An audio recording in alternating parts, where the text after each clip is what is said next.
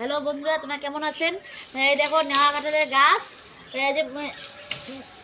এই যে নেওয়া কাঁঠাল গাছের, এটা আমার গাছের না, তা বেশি নাই, হয় অল্প আছে।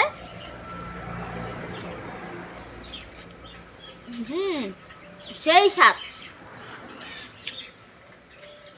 এখন স্বাদ কে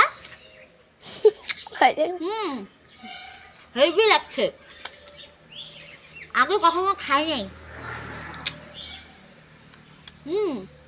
দারুণ স্বাদ, দারুণ।